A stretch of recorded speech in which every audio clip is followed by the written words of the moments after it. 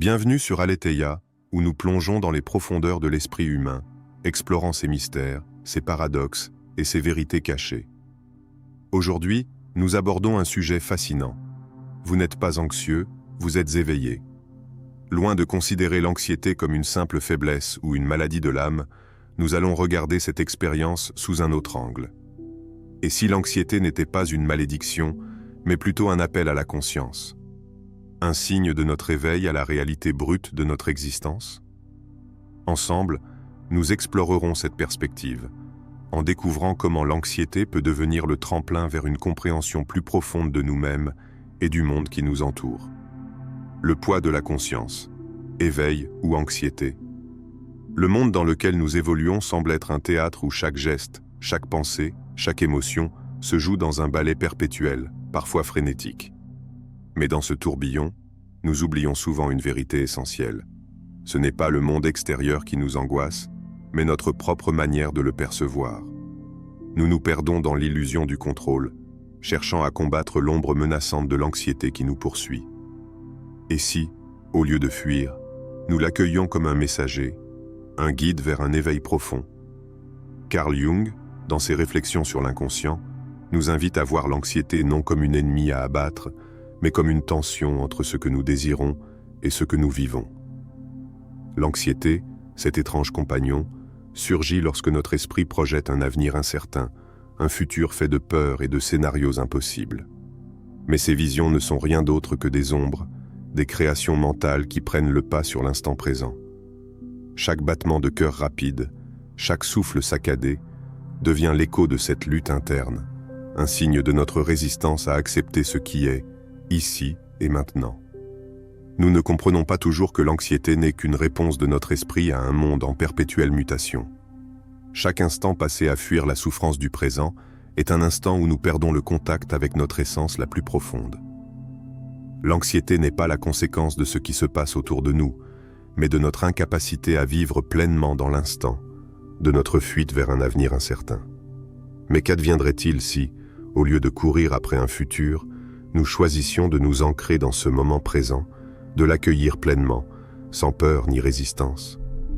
L'éveil ne consiste pas à fuir cette anxiété, mais à en comprendre le message.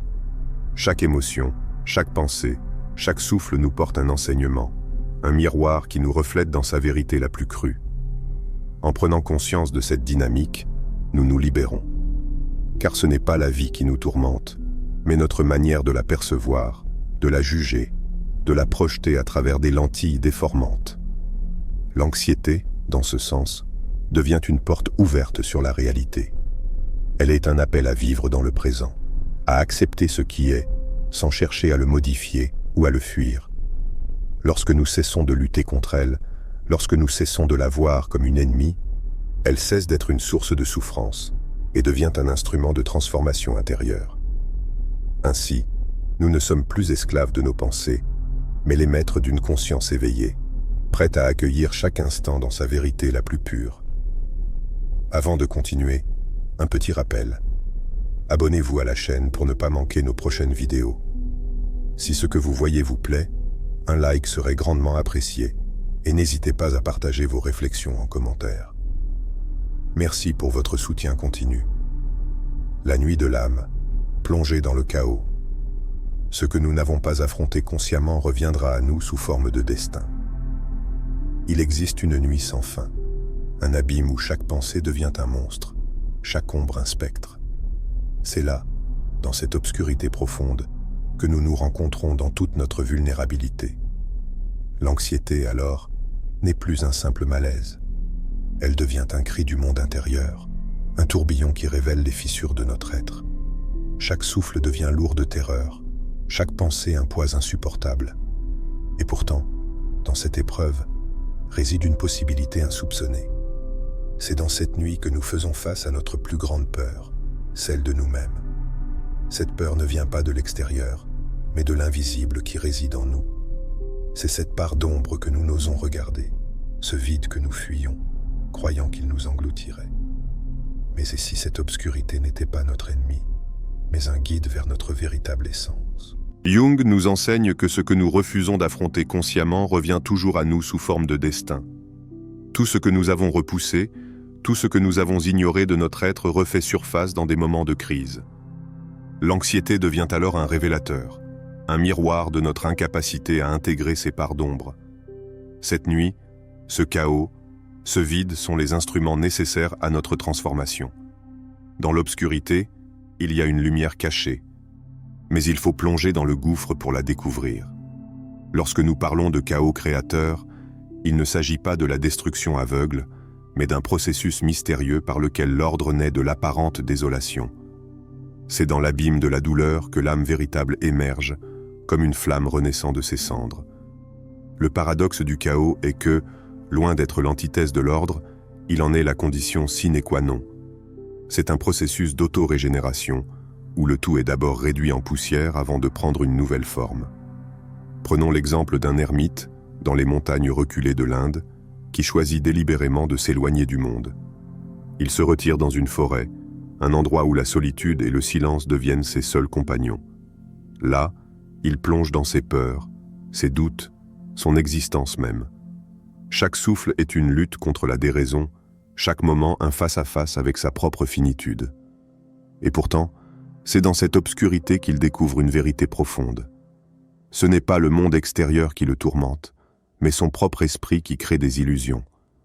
Ce n'est pas la souffrance qui nous détruit, mais la résistance à la vivre. À chaque étape de cette traversée, il ressent l'angoisse de l'isolement, la tension de l'inconnu. Mais il ne fuit pas. Il accueille ce chaos comme un maître, le laissant transpercer son être jusqu'à ce que finalement, la lumière perce les ténèbres. Ce processus est lent, douloureux parfois, mais nécessaire. Il n'est pas une fuite du monde, mais une immersion profonde dans la vérité. Car la souffrance, loin d'être un mal, est le moyen par lequel nous pouvons toucher la réalité nue de notre être. L'éveil, ainsi, n'est pas un processus doux et confortable. Il n'est pas un chemin pavé de roses, mais un voyage à travers les ténèbres. Et cette traversée, bien que périlleuse, est essentielle. Nous devons affronter ce que nous avons peur de voir, comprendre que ce que nous fuyons est souvent ce qui nous attend pour nous libérer. Alors, la question que nous devons nous poser est: pourquoi fuir cette traversée? Pourquoi repousser l'inévitable, ce moment où le chaos nous forcera à nous transformer? L'anxiété, comme le disait Jung, est un feu. Et bien qu'il puisse nous brûler, il est aussi celui qui purifie, celui qui nous prépare à la naissance d'une nouvelle forme de conscience. L'éveil ne peut se faire sans souffrance, mais cette souffrance devient le terreau d'une renaissance intérieure. Dans l'obscurité, nous trouvons ce que nous avons toujours cherché, la vérité de notre être. La lumière que nous attendons n'est pas en dehors de nous, mais au cœur même de ce chaos, de ce vide, de la souffrance féconde, accepter l'inacceptable. Il est plus sage de chercher des épreuves et des difficultés, car ce sont elles qui forgeront notre caractère. Carl Jung. Dans un monde où nous cherchons constamment le confort, l'évasion et la tranquillité, il est difficile de comprendre pourquoi la souffrance, cette intruse si détestée, pourrait être un bienfait. Pourtant, Carl Jung nous invite à adopter une perspective radicale. La souffrance n'est pas l'ennemi, mais le creuset où notre être véritable se révèle. Cette idée, contre-intuitive pour beaucoup, devient la clé de notre transformation intérieure. Jung nous pousse à accepter la souffrance, à la regarder en face, à l'intégrer. Ce que nous appelons détresse n'est que le reflet d'un esprit en guerre avec lui-même. Dans notre société moderne, on nous apprend à fuir la douleur, à la masquer sous des couches de distraction et de déni. Mais, et si cette douleur était exactement ce dont nous avons besoin pour grandir? Et si la souffrance était l'appel silencieux de notre âme nous invitant à nous rencontrer dans toute notre complexité, dans nos failles, dans nos ombres? Ce n'est pas une épreuve supplémentaire à subir, mais une opportunité unique d'évoluer. Imaginons un jeune sculpteur face à un bloc de marbre brut. Il ne voit pas simplement une masse de pierre, mais un potentiel caché, une forme qui attend d'émerger. Chaque coup de ciseau, chaque geste précis et douloureux, révèle une forme splendide dissimulée dans la matière. Le marbre souffre sous le coup du ciseau, mais sa douleur est nécessaire. Elle est l'élément de transformation.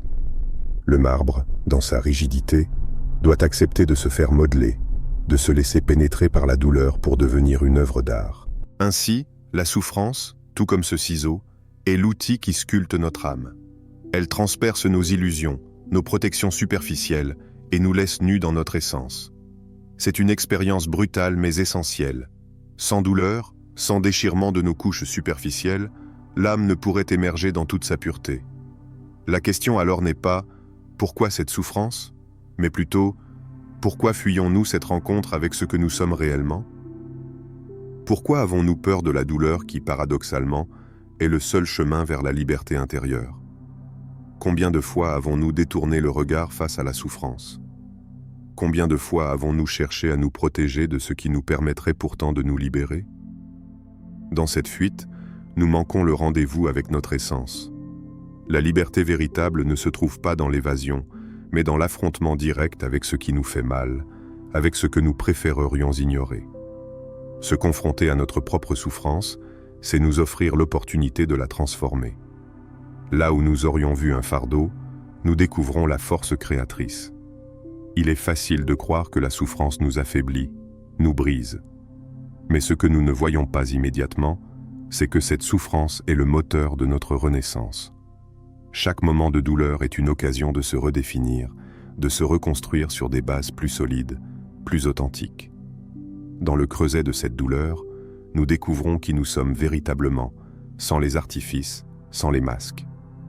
Nous accédons à cette vérité brute, indomptable, que nous avons tant cherché à éviter.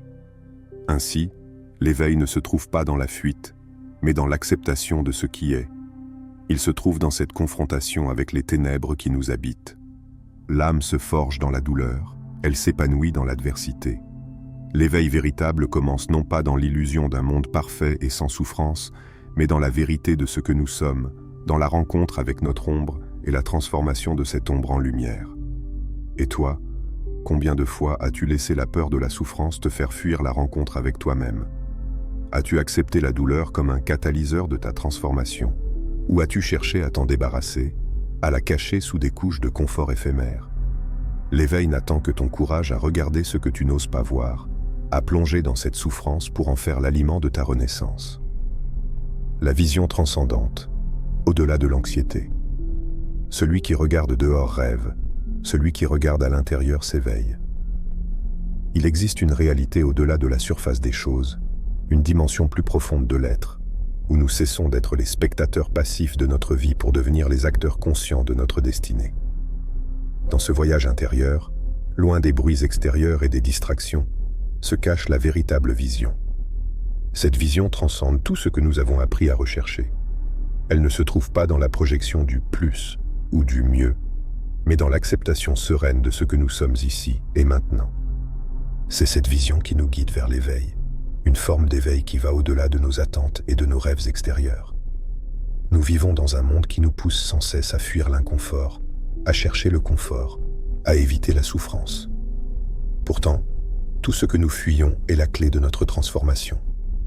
Jung nous rappelle que l'éveil ne se trouve pas dans l'évasion, mais dans la confrontation directe avec ce qui est. L'anxiété, cette compagne si redoutée, est une illusion. Ce n'est pas un mal à fuir, mais un signal de notre esprit, nous indiquant qu'il est temps de revenir à nous-mêmes, de revenir à l'essentiel. C'est une invitation à regarder à l'intérieur, à découvrir que notre véritable pouvoir réside non pas dans la quête effrénée de plus, mais dans l'acceptation profonde de ce qui est. L'anxiété, lorsqu'on la regarde en face, révèle sa véritable nature. Ce n'est pas une ennemie, mais une porte vers une plus grande compréhension de soi. Elle est le reflet de notre besoin de nous prendre en main, de sortir de la passivité et de reprendre le contrôle sur notre destin. Cette prise de conscience, ce réveil, nous permet de voir l'anxiété non plus comme un fardeau, mais comme une invitation à créer. Créer notre propre réalité, à partir de ce que nous sommes vraiment. L'anxiété nous appelle à changer, à reprogrammer nos pensées et à transformer notre monde intérieur. Imaginons un homme seul, perdu dans une forêt dense. L'obscurité l'entoure, les bruits de la nature se font menaçants. Mais alors qu'il avance, une voix intérieure, calme et posée, lui chuchote « Tu as peur de ce qui vient, mais ne vois-tu pas que c'est toi qui dessines ce futur ?» À cet instant précis, une prise de conscience s'éveille en lui. Il comprend que la peur qu'il ressent n'est pas l'ennemi à combattre, mais un miroir de ses pensées, de ses désirs non réalisés. La peur n'est qu'une construction de son esprit, une projection de son incapacité à vivre pleinement dans l'instant. En comprenant cela, il cesse de fuir. Il prend une grande inspiration et commence à changer sa perception. À cet instant, il devient l'architecte de son propre avenir, non plus un spectateur impuissant de sa vie. Cette réalisation est le fondement de l'éveil. Comprendre que nous avons le pouvoir de modeler notre existence, de choisir comment réagir face à l'adversité, à l'incertitude. Chaque pensée, chaque émotion, même la plus sombre, a en elle le potentiel de nous éclairer, de nous guider vers une meilleure version de nous-mêmes. C'est dans la compréhension de notre pouvoir créatif que réside la liberté. L'éveil ne se fait pas dans un monde sans obstacles, mais dans la capacité à transformer chaque obstacle en une occasion de grandir. Ainsi, lorsque nous cessons de fuir la souffrance, lorsque nous arrêtons de projeter notre anxiété sur un avenir incertain, nous découvrons que l'anxiété elle-même devient un catalyseur de transformation. Elle nous pousse à regarder en nous-mêmes, à créer de la lumière dans les endroits sombres de notre être, à prendre conscience de notre véritable pouvoir. L'éveil commence ici, dans cet instant précis, où nous choisissons de cesser de rêver à un autre monde et d'accepter celui dans lequel nous vivons, avec toutes ses imperfections et ses défis. C'est dans cette acceptation que réside la véritable liberté. L'éveil, finalement, ne consiste pas à échapper au monde, mais à se libérer de l'illusion qui nous fait croire que nous en sommes esclaves. Nous ne sommes pas les victimes de notre anxiété, mais les maîtres de notre réponse à elle. Dans cette prise de pouvoir réside la clé de notre transformation intérieure. Dans ce voyage à travers l'anxiété, la souffrance et l'éveil, nous découvrons que ce qui semblait être un fardeau est en réalité une invitation à nous libérer de nos illusions. L'anxiété, loin d'être un obstacle, est un signal de notre esprit nous appelant à embrasser notre véritable pouvoir intérieur. C'est dans l'acceptation de ce qui est, dans la confrontation avec nos peurs et nos souffrances, que se trouve la clé de notre transformation. L'éveil ne se fait pas dans la recherche incessante de confort, mais dans la capacité à faire face à la vie, à accepter ses défis comme des opportunités de croissance. Lorsque nous comprenons que nous sommes les architectes de notre destin, que chaque pensée et chaque émotion sont des outils puissants de création, nous pouvons commencer à bâtir une vie véritablement souveraine. Aujourd'hui, prenez un moment pour réfléchir à la manière dont vous abordez vos propres peurs, vos propres anxiétés. Voyez-les non comme des ennemis, mais comme des catalyseurs de votre transformation. Êtes-vous prêt à accepter votre pouvoir et à transformer votre vie de l'intérieur? Rejoignez-nous sur Aletheia pour continuer à explorer la profondeur de votre être et à éveiller votre conscience. N'attendez pas demain pour commencer à vivre pleinement. Le moment est maintenant.